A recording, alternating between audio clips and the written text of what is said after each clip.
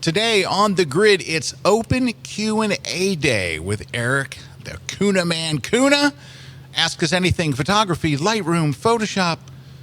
Love. Love? Yes, love.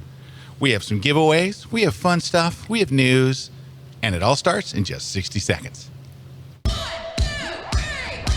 Grid is brought to you by Tamron. Check out their 28 to 75 millimeter f2.8 lens. It's for Sony full frame mirrorless. It's awesome. Go to tamron-usa.com.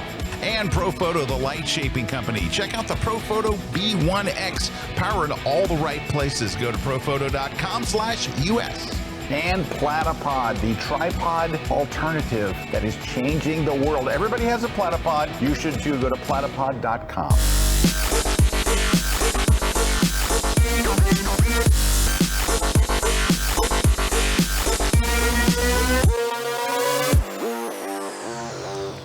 Hey everybody, welcome to another live episode of The Grid. I'm Scott Kelby. Joining me as always, Mr. Erik Kuna.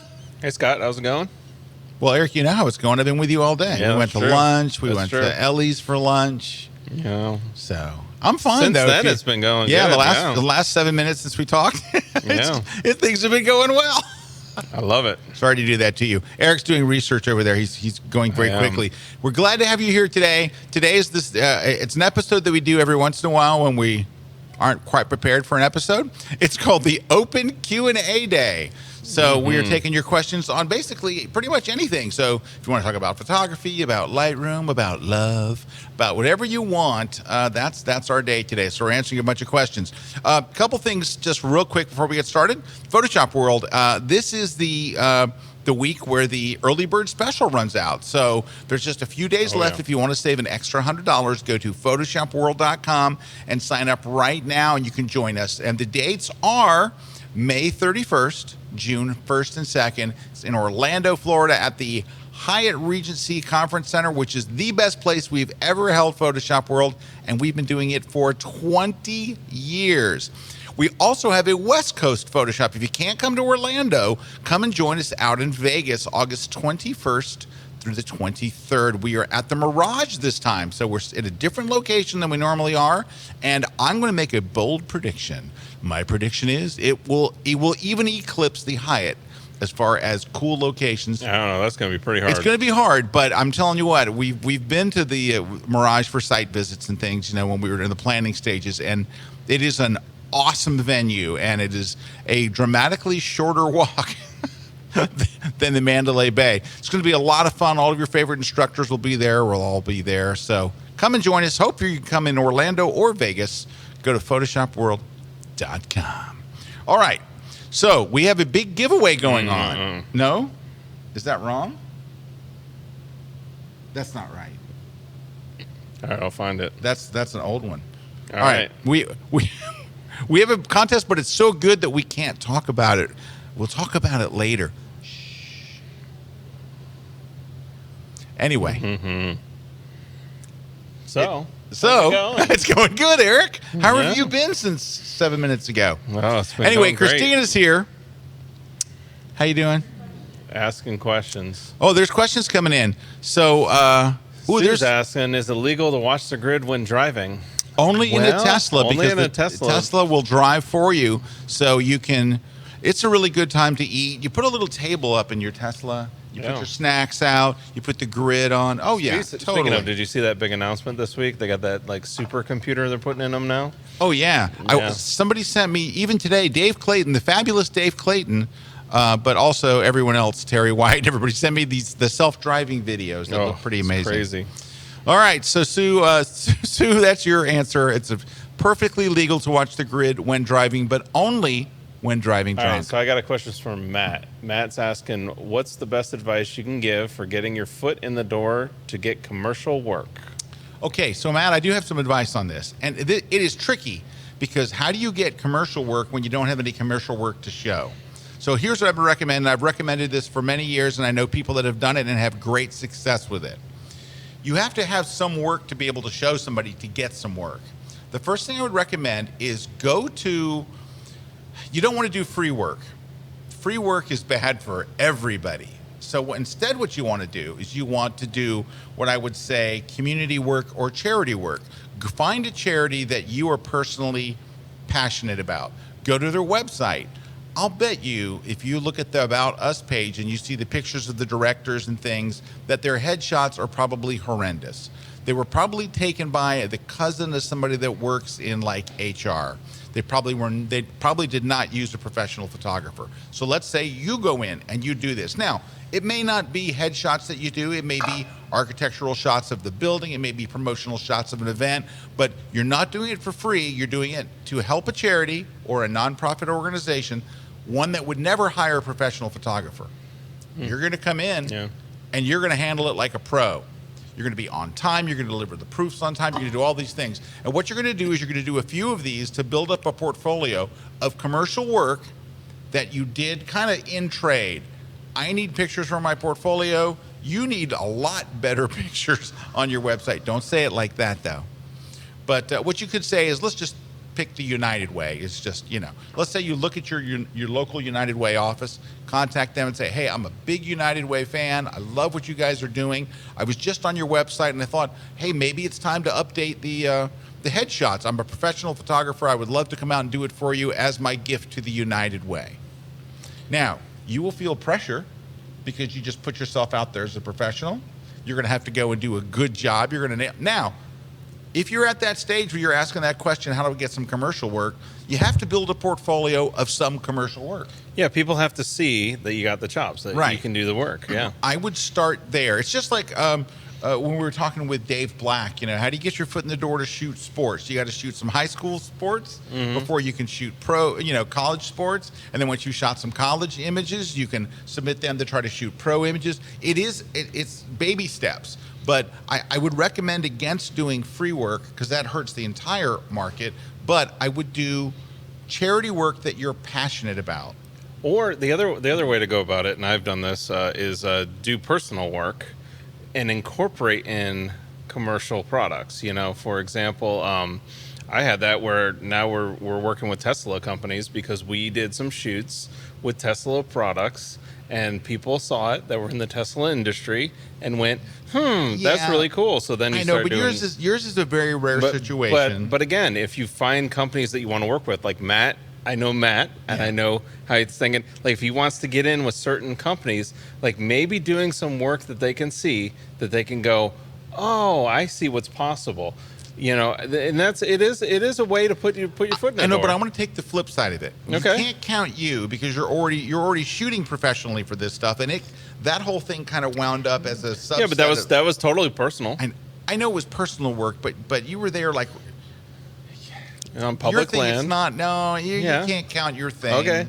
You can't count that. I'm just saying, it definitely does open up doors. But here's the thing. This is why I'm going to advise against what Erik just said. Okay. Because personal work, like for example, if I look and I see a product shot and you go, oh, you shot for Nike? Oh no, it was a personal shot I did. Done. However, if you go, oh, you did the headshots for the United Way? Oh yeah, I just did them like 3 weeks ago. Oh, I could see that. That's definitely legit. You did it for somebody else. Personal work, I wouldn't.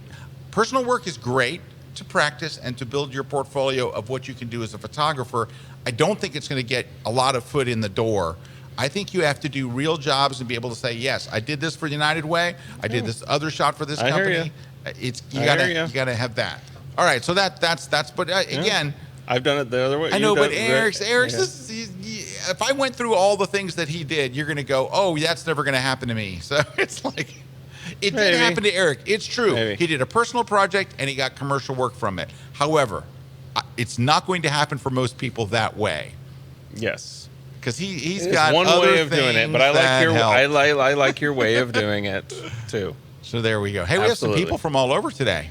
Oh yeah, look, we got Joanne saying hello from Chicago. We got Jesper all the way from Denmark saying hey. Love and then we Denmark. got let's see, we got Marguerite saying hello or hi Peter Cameron in Perth, Western Australia. So, maybe that was Peter Cameron. That was supposed to be another line. So Marguerite saying hi, and then the other person saying from Perth, Western Australia. They kind of came together. And then Christy is it Cristiano? Cristiano, yeah. Yeah, it's saying hi, greetings from sunny Munich. Wow, sunny Munich. I love Munich. It Munich. wasn't sunny when we were there. It wasn't sunny when we were there just a few months ago. Yeah. But we got some more questions. Look at Bruce Lee is asking a question. Great name. Bruce Lee's asking, what would you recommend attending as a first timer? So I'm guessing Photoshop World. Yeah. So attending as your first time. Oh, so Bruce, here's what I would do. There's a couple things I would do first time to Photoshop World. Number one, absolutely positively go to the new attendee orientation. So the day before Photoshop, the afternoon before Photoshop World. So let's say Photoshop World starts on a Tuesday or Wednesday. I forget what day it is. But the day before, make sure you're there and you go to the free attendee. It's wonderful. It's run by Larry Becker. Larry will open up so many things. That would be the biggest thing. The second thing is go to all the events. Like, for example, we do a thing on the first night called Dinner with a Stranger. And it's for people who are there as first-timers. Mm-hmm. You basically go and say, okay, I'm going to sign up for a restaurant. So let's say you like Italian or maybe there's German or whatever there is. Just choose whatever food you like, and then you get a button. It's a little red button that says, I'm a stranger. And then you go to the restaurant, and you will see a bunch of other people standing in the lobby, all wearing shirts that say, I'm a stranger. Now, you have a table reserved for everybody, but you're all going to get together as strangers and leave that dinner as friends. And so many people have told us they've met people on that first night that they hung out with the whole time. They made new friends. They made friends for a lifetime from that dinner. So get involved in that stuff. Go to the party. Go to the community. Go to all the different things. Because there's Larry Becker's thing? First time attendee orientation? Yeah. Yeah, I said that. Yep. Where were you? I was here. I was a stranger at that There's time. the button. There it is. Dinner with a stranger. Now, here's the thing. Look for people with that button. By the way, people that are not wearing button, those actually are strangers. Don't talk to them because stranger danger. All right. So there, I hope that helps, Bruce. We're glad to have you, though. The other one, not to miss, the Art of Digital Photography that night. Oh, yeah. You got to go to all those events. Like there's a night panel called the Art of Digital Photography. That's really cool. I would absolutely, positively, you got to go get involved. You'll just because there's so much to do. There's a lot of even classes outside of the classes, right? And that's why that's why the event and how it's designed too with the Hyatt is very cool. Staying at the Hyatt because you're like right in the thick of things, and you're constantly going to events all around the clock. Yeah. Also, Bruce, make sure you have your room at the Hyatt.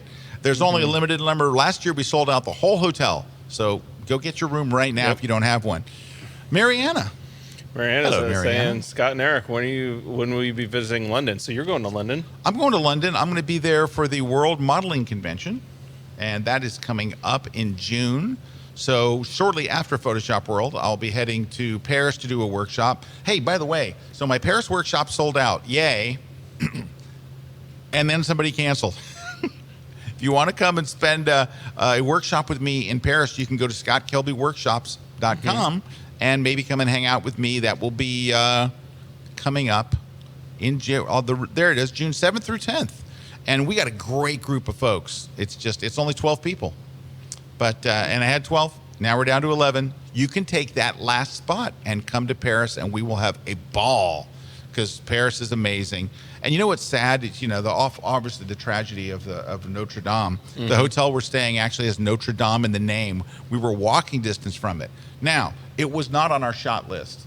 We didn't have any shoots. You can't shoot inside Notre Dame with any kind of tripod or anything. So it was not on my shot list anyway, but it will be it'll be a little heartbreaking and fascinating at the same time to see it in person. Because we watched it unfold here, and it was just, I remember seeing it, and it was just heartbreaking. And it's just one of the most beautiful buildings, and a building that means so much to Parisians and people all over the world. So, but I'm very pleased at how the donations have come in to rebuild it.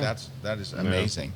You can see how much it means to people, how quickly they raised over $1 billion? Oh, a lot of money. A lot of money. A lot of money. Hey, I got a hello to. Go ahead. Go ahead. Yeah. I see Jordan Kelby, my son. Hey. What it do, y'all? Hi, buddy. He graduates in like 10 days, something like that. He graduates. I know it's like he just started. It feels like he just started, and he's about to graduate, and we are so proud of that boy. Let me tell you. Of course, he's He's a big man now, but we still call him a boy because he's our boy. That's my baby boy. And then we got a couple other people. We got Jay saying hey, hello from sunny Minnesota. We got Tom from Belgium. And then looks like from Norway. Yeah. We have Cecile. All right. So, we got the international audience today. So speaking of international, Johan's asking you a question. Johan's asking, how would you use the Platypod if you're a fashion and lifestyle photographer?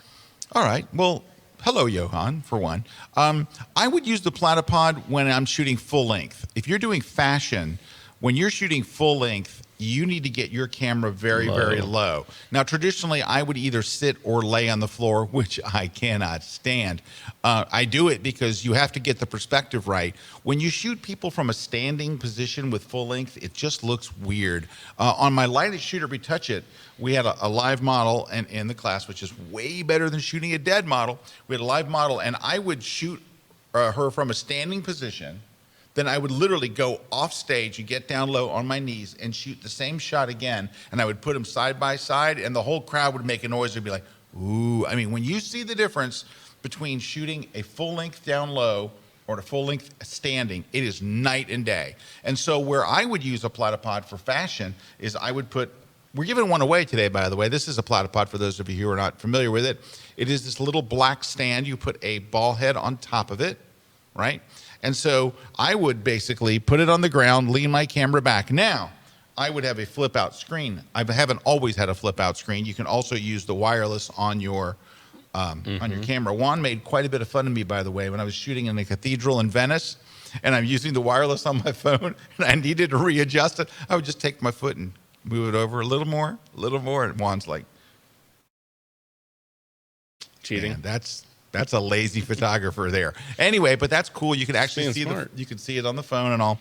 But that's what I would use it for lifestyle.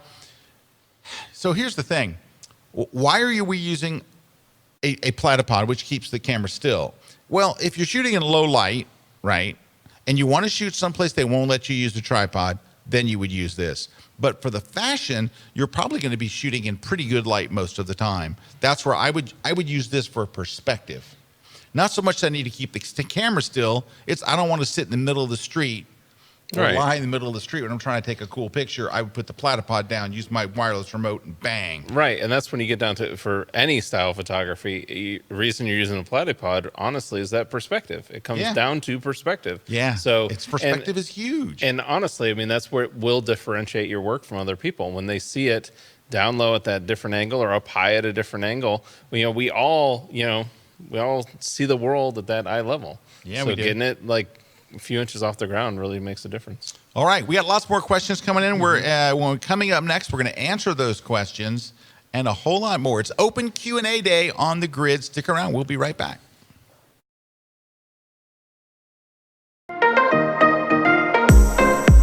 My name's Kirk Marsh, and I'm a clown in the circus turned photographer.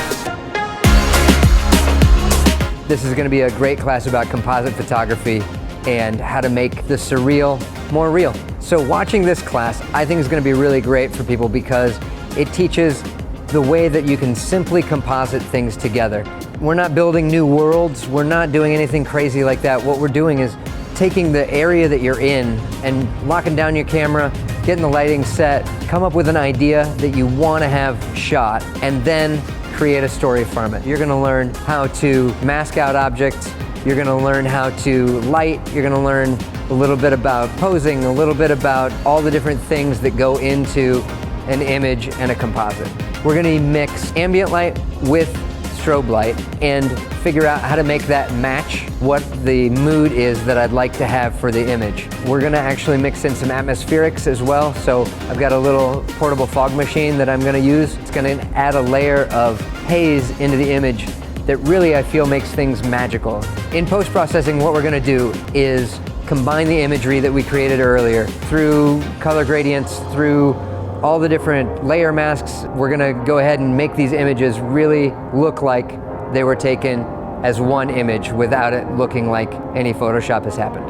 I use some textures, I use some gradients, I use color balance, I use a lot of different things, adjustment layers to make these images just pop just a little differently than the real world does. I feel like to craft a portrait is one thing, but to craft an entire story through photography is something that takes a little bit more effort. What I wanted to do was really embrace that story and be able to tell a full story in one image.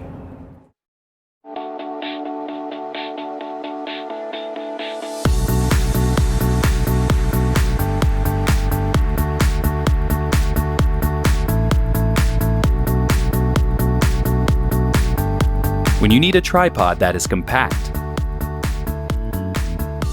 that is portable enough to take with you anywhere, one that is adaptable to any situation, that will prove versatile enough for any shoot, and is compatible with your other gear, giving you freedom to create your own perspective. Look no further. Platypod Ultra does it all. Visit platypod.com for more info.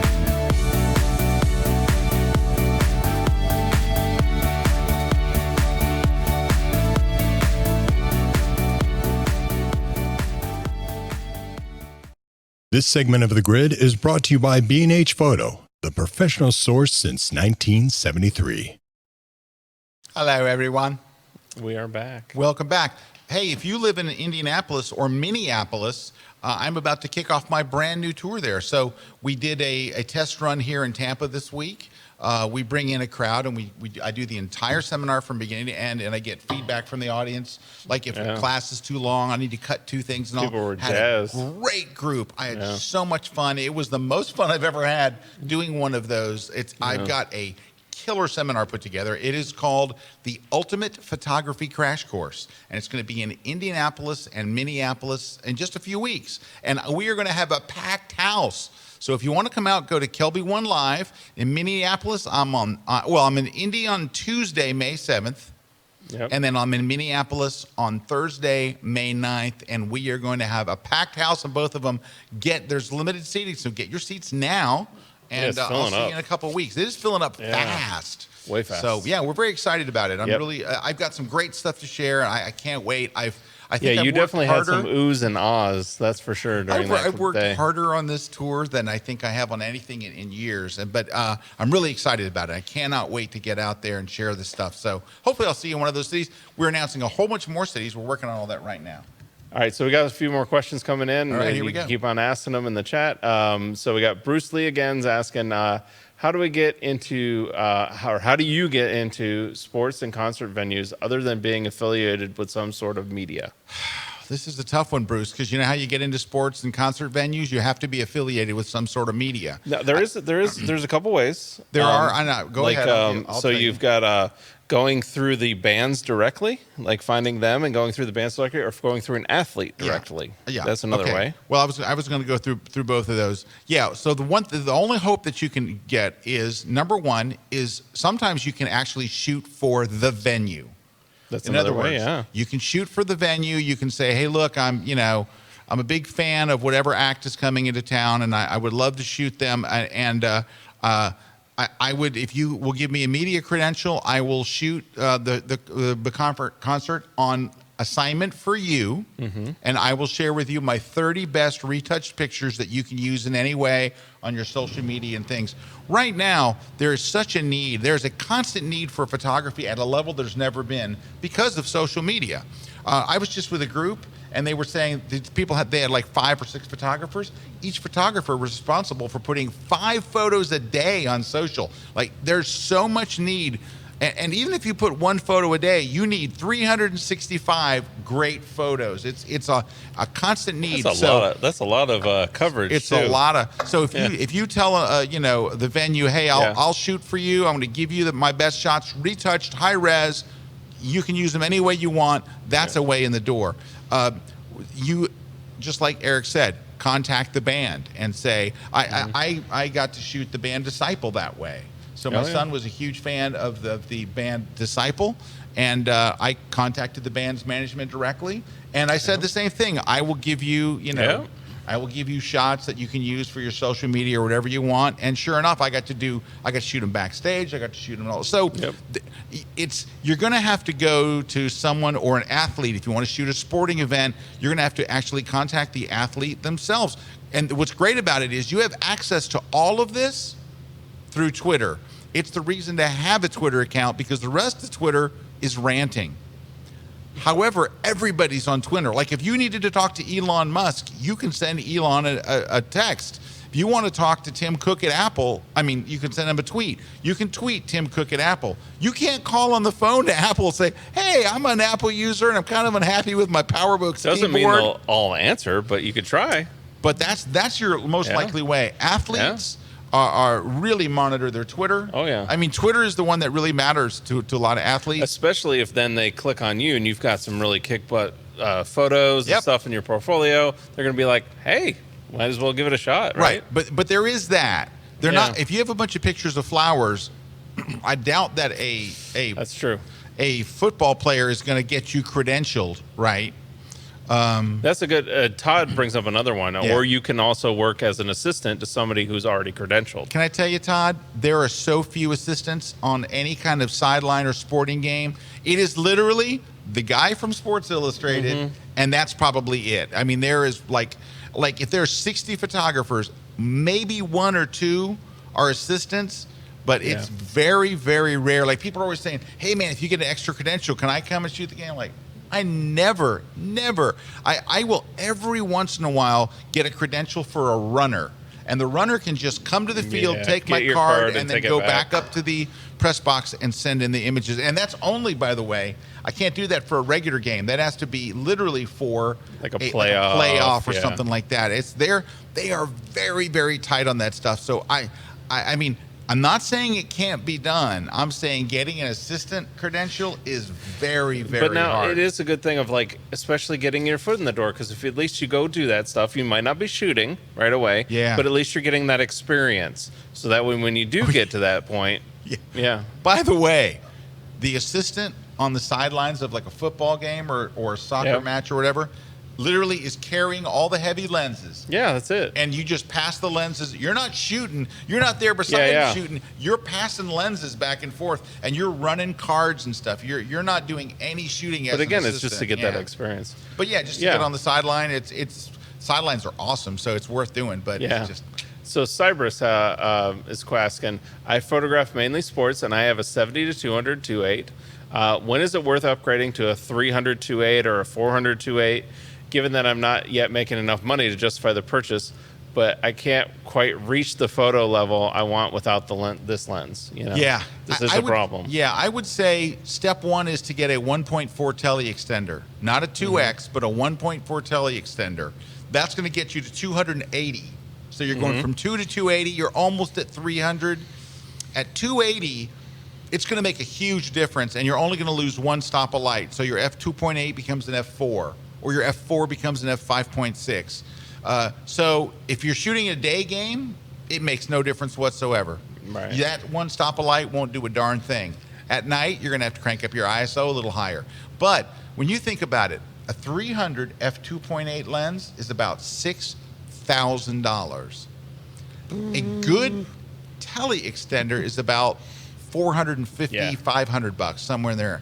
And it's almost the equivalent of that 300, except for it's going to be lighter in weight, and you have the flexibility. It's not a fix. Most 300s are going to be a fixed 300.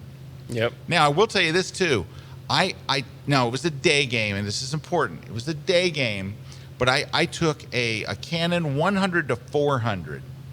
And I was going to shoot the first half of an Eagles game. So I was up in Philadelphia shooting an Eagles game. Yeah, and so I thought 3.5 to 5.6. Yeah, I think it might have been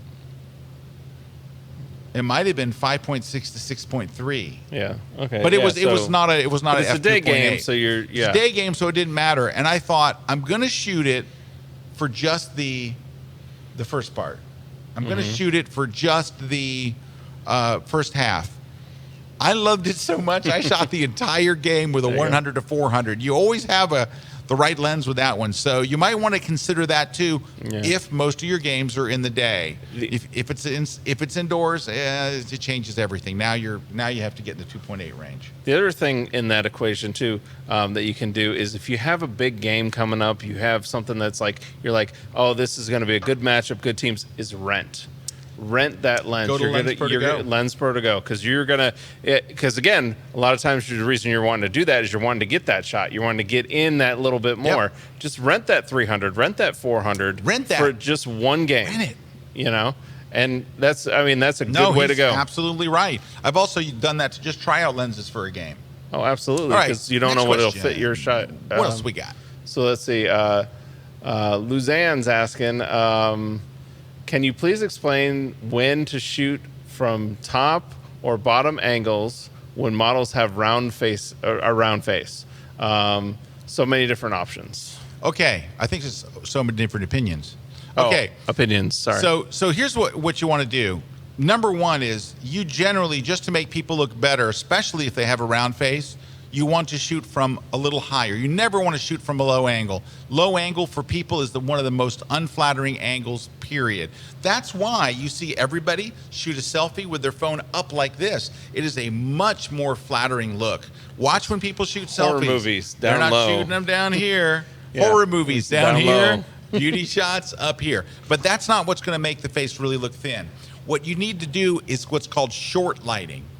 What short lighting is so if you have a person turn, like let's say Erik is the light, all right? So Erik, you're the light. Erik's a big soft light. box, all right? If you have the person turn their towards the light, you're going to have a side of their face that's very bright and a side of their face that's shadowy. To make someone's face look thin, you need to shoot into the shadowy side. Don't shoot into the other side. The side that's the most brightly lit makes faces look rounder. The side with a lot of shadows makes the face look thinner. So if you want to make people make their face look thinner when they have a round face, do short lighting. If you go to Google and you type in short lighting, you will immediately see all kinds of examples. You're going to go, oh, that's what I need to do. That's it. Short lighting works wonders. Now, I will tell you this. I almost shoot short light everybody. I just like the way it looks better. I love shadows. I like the drama. I would say probably 80% of what I do that is not like a beauty shot where it's straight on is I like to shoot on the short light of the face. So short lighting, that's it. Look it up, love it, live it. That'll do it for you. All right, so let's continue the shooting models. And so this question is coming from Patrick. He's asking, when shooting models with strobes, how often do you use a tripod or go handheld? And what is your reasoning for each? Okay, easy. So Patrick, I don't use a tripod when shooting models with strobes because the strobes are going to freeze the movement and freeze the action. And it's weird, but the lower the power of your strobe, the better stopping power it has. So while I do, if you see me shoot, you'll see that I have a bar and one side has my laptop and the other has a ball head where I can put my camera. That's just so I have a place to put my camera down between shots while I'm tethered. So my cable is connected to my laptop. Oh, is there any way for them to see that live shoot that we just did? Probably not. Oh, crud. So we just did we did a live webinar here recently, and I did a live shoot. Maybe we can just pull that out somehow. Yeah, I mean, it's... Is it on Facebook? I don't know. Is it on? Do we stream it to my Facebook page? Yeah, but I don't know if we could. Yeah. Okay, so maybe we didn't. Anyway. Well, definitely Kelby One members can go to the webcast section. And see it. So if you go to the webcast section, you can watch it as a Kelby One member. But you'll see this bar is only to hold mine. So when I'm using flash and I'm shooting models or whatever, I do not use my tripod. Tripods are for low light photography. I'm lighting it. I got a flash. It's going to be lit. So whether I'm on location or whatever, I just don't really use a tripod when shooting people with strobes. You kind of just use the tripod almost just to hold your camera in between. That's all you're using it for. That is it. Yeah, that's it. It's to hold my laptop and it's to hold my camera in between shots. I want to talk to the model or talk to an assistant or something. I got to do something with my camera. I'm not going to lay it on the floor, so I pop it on the... Yeah, have you... There. I don't think you've ever shot... I've seen you ever shoot like a model shoot with a No, tripod. handheld. Yeah. If you've got strobes, it's got stopping power, and you don't have to worry about low light. There you go. There it is. There it is. That's on. So you it's see on it my Facebook page. Behind him, right there. Right. Behind. So yeah, you can see my laptop. Let's see if we go full screen. All right. So I did this live. This is a live shoot. Yeah, you can see my camera sitting on a just sitting tripod, there. but I don't shoot it like that. It's just there to hold it. Like you're going to see when I start to go shoot, I'm going to go walk over there and pick it up and walk over there. So this was during a live webcast. I went ahead and built the whole lighting from scratch and did the whole shoot and everything. Here I'm yakking, and I'll just pretend what I'm saying. Under this, I'm not wearing any clothing. Yeah, it's probably going to be a little forward in the video. Yeah, you'd have to go a little forward to see where I'm actually shooting. But watch, There we go. up. See, what's that? No. What? Yep. What? There. He's going to... Oh, no. Oh, I'm showing the top of. I'm showing how the remote works. Oh, there's my settings and stuff. Yeah, I'm just doing it. These are just test shots. This is like, is the strobe firing? When I go to shoot, I'm taking it off that stand. It was like the worst demo ever because, like, I thought I was going to pick it up. Watch, see if Dark Request will move it forward. Yeah, possibly.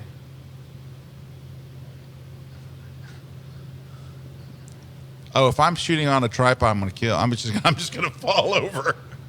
It looks like you might have just shot it on the tripod. Yeah, but I think I'm just testing the lights. I don't actually No, but when you shoot, when I shoot, can attest, I pick it up. Yeah. When you shoot, you would just I'm take it just off doing that lighting ball head. tests. Yeah. You would just There's take it Larry. off that ball head and you'd start shooting. Yeah, That's every it's- time I've seen you shoot. Yep. That's what you do. That's what I do. We over-explained it, I think, perhaps to death. So, anyways, we have to take a break. Yeah, coming up next, we got lots of questions coming in. Yep.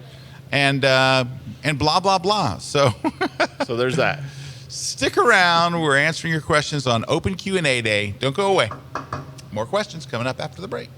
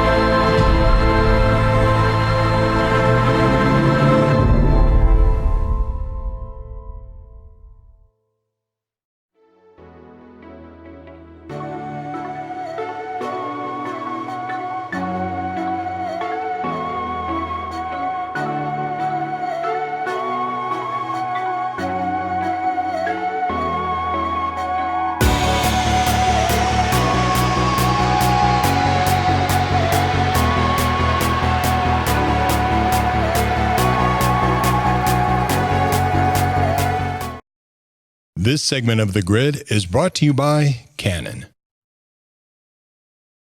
Make sure you don't miss any episodes of The Grid by subscribing to Apple's podcast app or iTunes. It's free, and we even have a special audio-only version too. So sign up today. Hello, everyone. We're back. Scott and Erik, it's Open Q&A Day. We have lots of great questions, and we're getting to a whole bunch of them right now. We got some giveaways today, though. Besides giving away a Platypod Ultra, We have a cool book on landscape photography. Yeah, it's my brand new book. It's the landscape photography book. It is out on Kindle and it is on press, and we're expecting it, I think, in the next week or so on Amazon. So Amazon always puts a date on there that is well beyond when it actually gets there. I guess they give themselves a little breathing room, but whatever date they decide sometimes. It's almost done. I think we'll have our copies in house here shortly. But anyway, there's a bunch of pre-orders on it. Yeah, huge pre-orders. I think the biggest I've had in years. So I'm very excited about it. It's called the Landscape Photography Book, and you can find it wherever cool books are sold, Barnes & Noble, Amazon, whatever. Pre-order now, and you'll get yours first. So a couple questions here we got coming in. So Jay's asking, what personal photography projects are each of you working on now that you'd be willing to share about, and what excites you about it? Well, I'm working on some work projects, and the personal project is one that Kalibra and I have been working on together. And unfortunately, I've been so busy this year, I haven't had a lot of time to do it. But what we're doing is a series of portraits based on a reinterpretation of a song title. Nice. So, for example, you might pick a song, let's just say Bon Jovi's You Give Love a Bad Name. So that song is about, a girl who's really tough that he goes out with, and she breaks his heart and all. I don't mean tough like, this kind of tough. I mean like, she's a heartbreaker. She's a heartbreaker, a love taker, money maker, brew baker. Anyway, you would reinterpret that. You wouldn't do the Bon Jovi version. You would do your own. You would say, okay, I'm going to give You Give Love a Bad Name.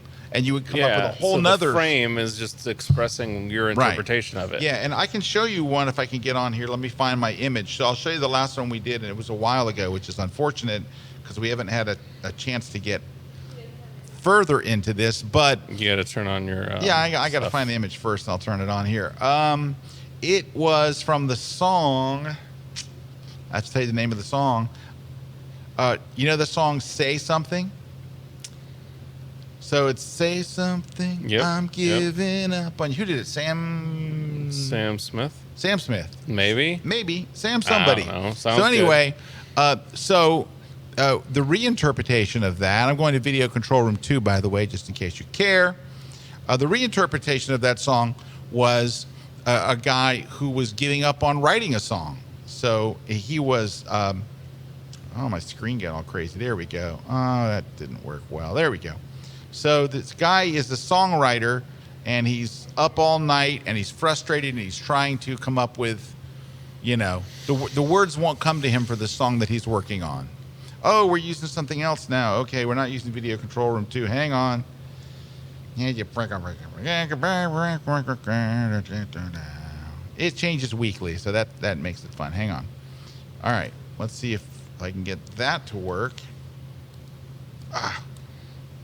There it is.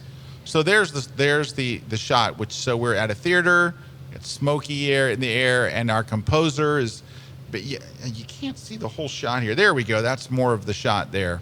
So let me see if I can move it over a bit. You can see crumpled sheets of music on the floor. He's up all night, and he's just trying to find the inspiration to finish this song, and he's at the end of his rope. And so that's a reinterpretation of the song Say Something. He's looking at the music, and so that's that kind of thing. It's a reinterpretation of songs with it, not the meaning that the songwriter came up with, but a new meaning. So that's my personal project. What are you working on there, Mr. Kuna? Well, I have one that I've been working on, but I just haven't got to a new. I was supposed to have a new shot last week, but it just fell through, and that is trying to put people into my shots of rocket shots. So like this is one that I did late last year, where it's a rocket streak where I had my daughter on the beach, doing a shot, and then kind of, like an inspirational thing where, putting in some graphics into it. I had something last week, guy I was working with didn't really work out, so that usually what happens with personal stuff, And then but that's a real rocket shot. That's a SpaceX launch. That was shot at the same location at the same time. It's all done. It's not a composite.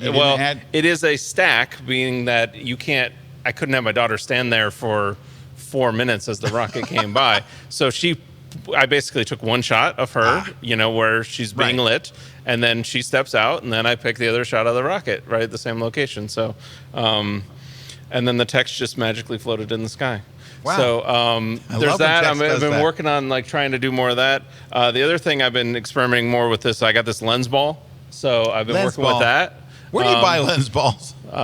There's actually a company called Lens Ball that makes the lens ball right there, and it basically is just a crystal ball that can reflect the image. So I'm shooting. I've got a shot that I plan on next week with this, where I'm going to try to get the Milky Way in the reflection of the lens ball. So we'll see if that works out. So this is like just a creative project, doing something. All right, let's silly. What are the questions we got? That's a good one. That was a good one. Yeah, so Peggy's asking, is the stock photography market too saturated now for new people wanting to go that route? Heck no. So Peggy, there are so many people that need stock photography because so many people are on social media, and bloggers need it, social media people need it. It's a different market than it was before. I mean, obviously there are magazines and stuff that need it, but I think the high-end market is tough to get into. Mm-hmm. Like to get into shooting for Getty and, the high-end stock stuff is certainly harder to get into.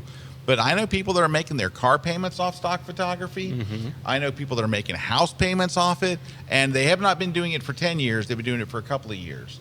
But it is, just understand this. Stock photography is a business, and if you treat it like a business and you work it every day like a business, you'll be a success. If you stick 400 photos up there and wait for the checks to come in, you're not going to make anything. Did something really good on this is Terry White. Terry for White. Kelby 1. Yes, he's Terry's got a class. Got a great class on this. And he talks about all that business side, like how to be a success.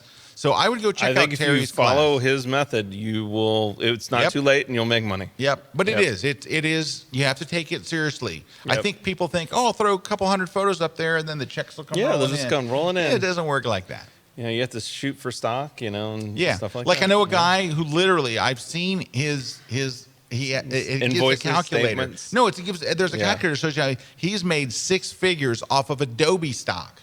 Mm-hmm. It's not Terry, it's somebody else. 6 figures. I've seen it. He showed it to me, but he has 14,000 photos on there.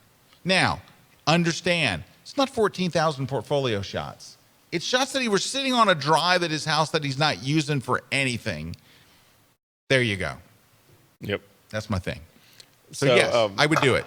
So Jerry's asking, what are your thoughts about shooting with an f4 series lens versus f2.8?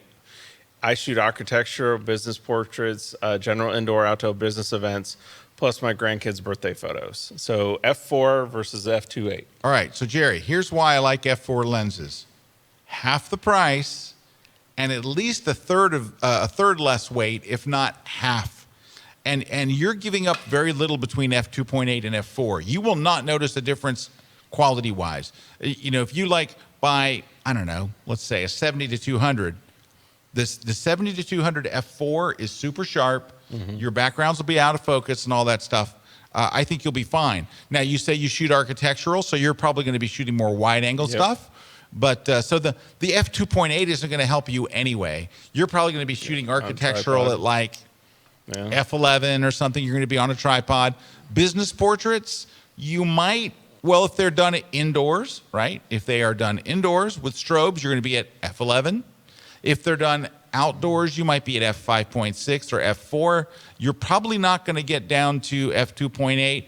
But if you do outdoors in natural light, you're not going to notice a big difference with a zoom lens at f2.8 versus f4. I'm very big on the f4. Just because the price between a Nikon 70-200 f2.8 and a 70-200 f4 is about $900. So yeah, definitely at that telephoto range is what you're saying. Yeah, the telephoto range for sure. Definitely can't tell. Hey, also, and even the wide range, 70-200 and stuff. Even those, when you go to an f4, the weight drops dramatically, and I just don't think you're gonna. I think when you go to f2.8. I'm going to be shooting a lot at f2.8. I'm going to be at either low light or I'm doing a bunch of natural light portraits. So where do you think you would be like f2.8 is gonna, like, obviously you've seen this out, where would f2.8 be like, yeah, you probably should go down to f2.8? Weddings, that's something what I was that when you're shooting in really low light. I mean, f2.8 is the low light choice. Weddings or astro. I mean, astrophotography. Wedding, but you astro. know what though? Everybody's shooting astrophotography is using that one cheapy lens. What is it? Rokinon? Yeah, the Rokinon is like $400. It's not cheap. It's not cheap. And it's a nice lens, so no, definitely it's something inexpensive. To do. Yeah. It's not a crappy lens, but everybody uses that one for astrophotography. And look at Terry White's in there. Terry White says it's never too late to create something new, different, and compelling. Oh, there you go, Terry White, the guy we just mentioned a moment ago. Hi, Mr. T. So anyway, yeah, Terry's absolutely right. There's, and you know what else too in stock photography? There are constantly trends coming up. Like this is hot right now, or there's so many different that's why he genres. Teaches all that stuff in the class. His class is amazing. It's worth the price. Yeah, and I've never seen anything. The way he does it is the very best because he doesn't just go, "Here's how to upload your photos and stuff." It's really how to make a living shooting stock photography. He gets how to make real money. And he knows because he's doing it. Yeah, he does it. Terry does a lot of stock. So there you go. All right, we got some questions. You know what? But first. Coming up next, we've got more questions. We got a lot of questions coming in, so much stuff. So, and thank you all for dropping in those questions. And by the way, when you answer a question, you're entered in our giveaways. So somebody's going to win some stuff very soon, including something I'm going to show you right after the break. Rick Salmon, Canon Explorer of Light, Kelby 1 instructor, author of 38 books. We're in Costa Rica on the Osa Peninsula that National Geographic called the most biologically intense place on the planet. So I've explored the East Coast and the West Coast here, but the West Coast, the Osa Peninsula, this is totally amazing. The jungle is so thick, the rainforest is so thick, there's so many animals around. Our base camp for this trip was Crocodile Bay Resort. You know, these guys are amazing. It's a first-class resort. Try to meet Bryce Johnson and Brian Johnson, two of the partners there. These guys are not only great photographers, they're great people. You can learn a lot from both of them. So our naturalist, Dennis Atencio Valverde. He's an amazing guy. He's also a great photographer. You're going to learn about exposure. You're going to learn about composition. But what I really like about doing this class was how we weave in the importance of the conservation efforts of everyone that we've met here. It's awesome. You know, two more highlights of the trip were going to these ecological centers. One was the Osa Interactive Gardens, where we got some great pictures of some butterflies, and the other one was Latarde, where we got some amazing, really close-up pictures of the poison dart frog. So please check out my latest class on Kelby 1, Uncovering the Magic of the Rainforest. I'm Rick Salmon. I'll catch you later.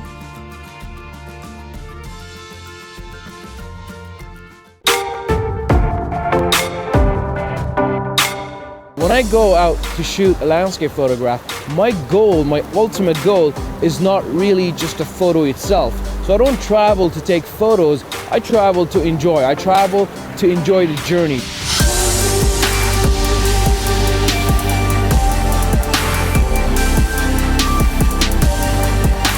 When I was a child, I was always attracted to nature. Canada especially has no shortage of raw beauty. It always is really impressive to look at a mountain and see that, you know, they are eternal. They've been here for a long time and they are going to be here for a long time. So for me to connect with them in this way, which is photography, is absolutely a dream come true. If I had a few things that I would really want you guys to take away from this class, would be understanding composition. Do not click that shutter before you know your composition is good. Understand leading lines, understand patterns, the transition from light to dark.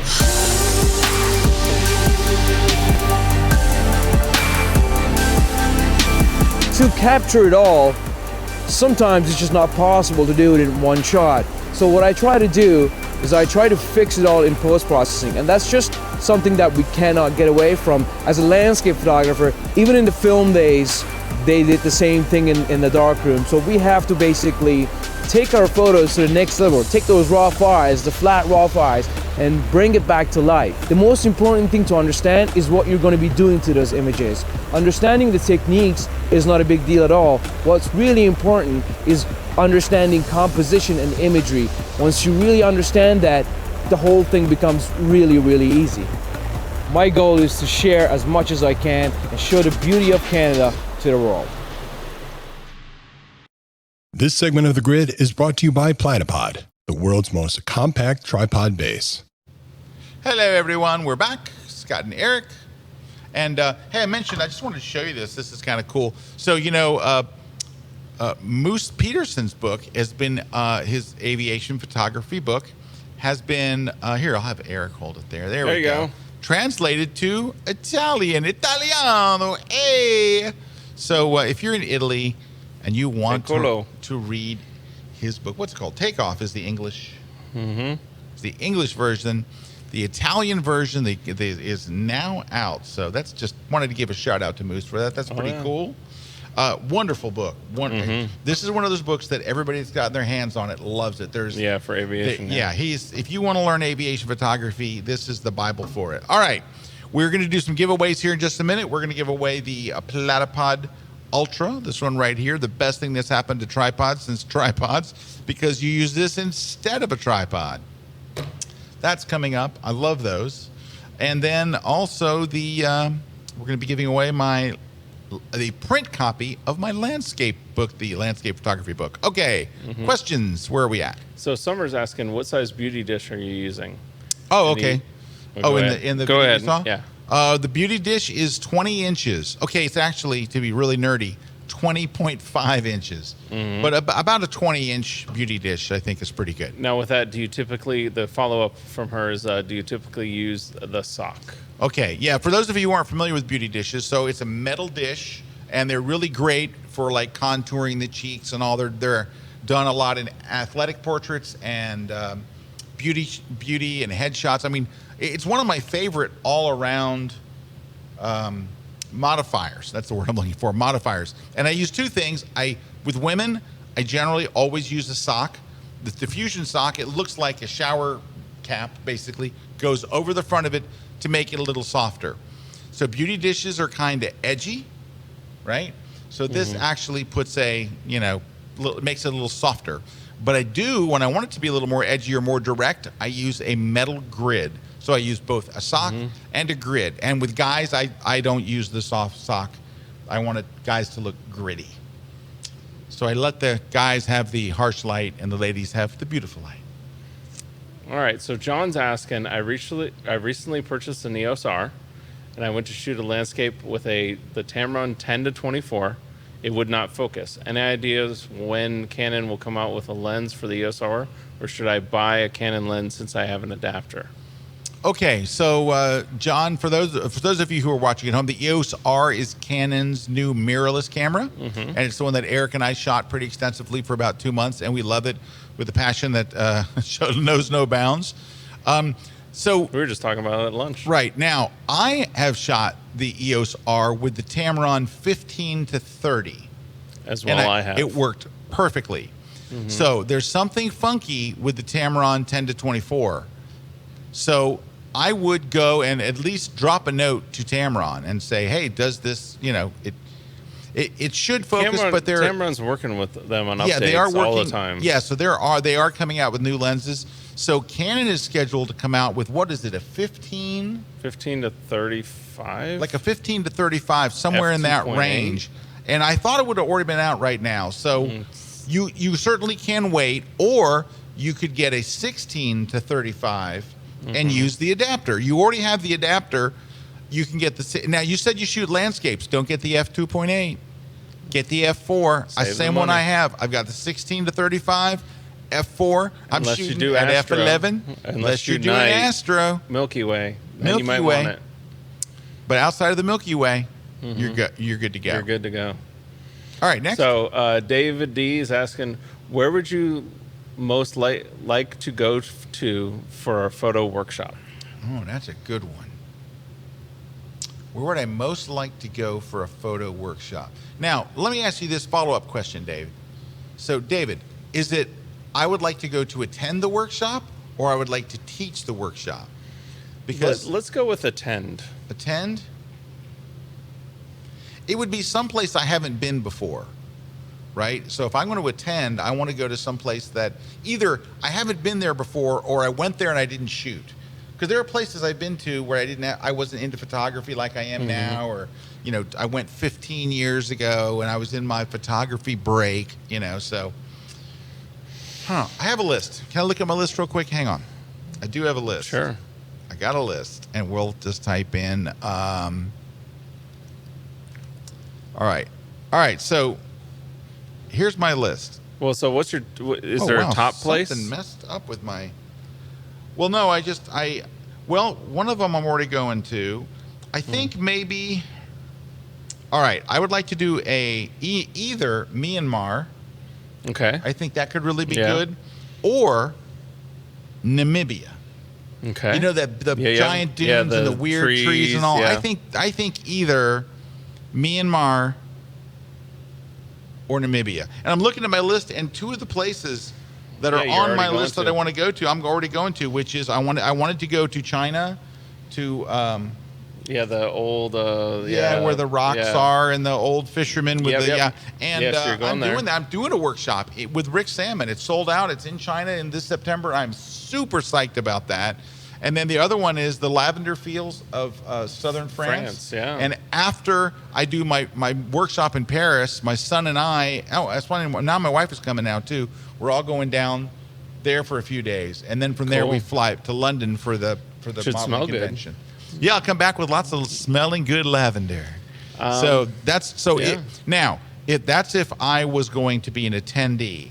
Where would I like to do a photo workshop? It's where I want to do it next year. Prague. Now, I've been to Prague. I know where to shoot in Prague, and that's why I want to do a workshop there. I think it's beautiful. I think that the attendees and stuff would love Prague. I think it would be a shooting fiesta. Prague is an awesome city, just all the way around, but photographically, I think it is one of the best small cities. And that's the thing about Prague. Prague's not a sprawling. It's not Berlin. It's like it's small. It's Berlin is big. Munich, huge. New York, crazy. I'd probably say that I'd love to attend one in Antarctica. That'd be the one. Oh, that's another good one. You're right. I mean, now the dream would be like the moon, Mars, something like that. But that's probably not going to happen. Not yet. So I'll go to Antarctica. You know what? Yeah. I'm going to add that to my list right now. That's definitely. By the way, I'd never really wanted to go to Antarctica. It was like not even on my list. And then my friend Winston Hendrickson had gone to Antarctica, taken some shots, and they were so good that it made me want to go. Yeah. And then Rick Salmon just went, and Rick came back with great shots. And Rick really told me a lot about it. That's and really top on the bucket list. Moon, Mars, Antarctica. I'm with you. I'm going to add that one to the end. And then there's Myanmar. And then if you keep on spinning around, you get to Namibia. You'll eventually get to Namibia, which is somewhere over there. Go over there, see next to Zambia and down there. Yeah. And I've talked to people that have been to Namibia, and they just love it, and they're crazy about it. And I love the pictures from there. Over there. Oh, you missed it. There you go. It's boom. Namibia. All right. There we go. So there you go. So Ken's asking, what is the best all-around lens zoom range? Okay, Ken. $1 million question. All right, so Ken, this is a tough one, and so I will tell you this: if you just want one lens, like I'm going to buy one lens, and you're on full frame, I would get a 28 to 300, or a 24 to 240, something in there, one of those ranges like that. Okay, because I think Tamron or somebody makes it. All right, that's a really great range because it goes from wide to really long. For full frame, on a crop sensor, it would be like an 18 to 200. That's if you can just have one lens. But I want to tell you, Ken, hear me. These are my words. If I could get two lenses, that's all you need is two lenses. I know what you're going to say, and I'm on board. I'm telling you what, guys, two lenses and you got it all. Here we go. One lens would be a 16 to 35. You're at super wide, which, by the way, 24 is just not wide enough. Yep. 24, you'll still need another lens. And when you're saying this, you're saying on a full frame camera. On a full frame camera, go from 16 to 35, which is a very popular lens. Yep. Then a 70 to 200. The only thing that you're missing there is really just those few millimeters between 35 and 70. And that tends to be the dead man zone. Yeah, there's no man's land. It's kind of The only lens that you would get in there is a 50. And I know a lot of people have a 50. It is very hard to shoot a 50 well. Now, and there are certain things that you don't want to do with a 50. It's that sticky of a lens that you're like, it's not just throwing a lens on there and going for it. Now, I mean, there's definitely somebody could either caveat that to death and go, well, what about this? What about that? When you're saying all around, I totally agree. I'm telling you, those all two around, lenses, that's the magic. You've got from super wide all the way through. I'm telling you. Yep. Right there. All right. Hey, we got some winners of our contest. Look at that. All right. The other gen won. So the other gen won the landscape book. Yay, the other gen. Way. And then let's see. And Danny won the Platypod. So there you go, Danny. So we're going to be contacting you to get your shipping information. Congratulations. And Danny says, this will be my first time at Photoshop World. Woohoo. There you go. Well, congratulations. Awesome. Everybody, don't forget, this is the last week to save the $100. Go sign up now. Go get your hotel room now. You will have an experience you will never forget. You will love it. And you know who's going to be there teaching for the first time? Rami. Rampton. Look at he's in the comments. Who's in the comments. The guy you just saw a trailer for his class, his landscape photography class. If you're into landscape photography, he is the man. You will love learning from him. He's such a great guy, a great teacher, and he's got some landscape classes at Photoshop World, some post-processing classes. He's got post-processing stuff. If you really wanted to really get on your landscape game, you got to spend some time with Remy. Both Erik and I went and did a workshop as students with him. Let me tell you, how was your experience? Awesome. Incredible. I have pictures that are just incredible. They are. And he is just an awesome guy. You will love getting to meet him and getting to know him. And we're excited to have him for the first time ever at Photoshop World in Orlando. So very exciting. All right. Do we have anything? There's maybe one more. Lisa. Where's Lisa? What is she saying? What modifier would you recommend for outdoor pot photography? Pet photography. Oh, I thought it was like a medicinal marijuana thing. It could be nowadays. You never know. Well, I mean, you know what? You're going to want to use a flash. I would say probably a Westcott Rapid Box of some sort. You want something that's portable and that's lightweight and looks great. Go look at the Westcott Rapid Box. They make different sizes. They make a small beauty dish, and they go to an Octa. The Octa is a good size for pets, even for a fairly large pet, 50, 60, 80 pounds, something like that. I think a nice Rapid Box Octa. Get a Rapid Box Octa. They're small, they're lightweight, I would recommend watching Kelly Greer's class. Oh yeah, go watch Kelly Greer's class show you how to do it. She'll show you how to rock it. Yeah, rock it. And if you're into pot photography, I mean, it's also good for pod photography. Yeah, I'm sure it'd be fine. If you're photographing either the buds or just the plant, or you're processing, so just want to soften that light. You want to soften that light. You don't want harsh light. Harsh light. When the cops arrive, you want to go. I know this is breaking the law. But look at it. It looks beautiful. But then you go, no, I'm in Colorado, and they're like, oh, okay, sorry to bother you. Like, I'm seeing colors that aren't even there. Anyway, well, I think, Erik, that we've done all the damage we can do for one day. After we recommended the driving while watching the grid and drinking, that was probably pretty bad. And now we're talking about pot photography. I want to give a shout out to Mohammed, who's watching us from Charlotte, and he said, "Thank you, Mr. Scott, for making photography so much easier." You are very welcome. And look at right above that, Dennis saying, watching here in Zambia, Africa. All right, glad to have you here. All around. It's got to be late there. All right. And look, he's got like a code name, DZ. So there's DZ. For Dennis Zunda, DZ. DZ. He's got like a cool name. Well, thanks to our crew. Thanks to Christina, who is doing double duty today. Thanks to our director in the booth. It's Dark Request. Follow him on Instagram. Digital Surgeon. I'm sorry. He's now called AKA Digital Surgeon. Yes, now he's also known as the Digital Surgeon, and he is getting to be quite the photographer. That's from Dave Black's class, I believe. Wow. Yes, it is. Dave Black photo bike. shoot right Look at there. that bike. I think they did light painting on that. Are you that's coming out kidding me? in a couple weeks. All right. Dave Black is awesome. Oh, thanks, everybody. Thank you so much for watching, and thanks to all of our sponsors, all of our friends, and we will see you again, I do believe, next Wednesday right here on The Grid. Thanks, everybody. Goodbye.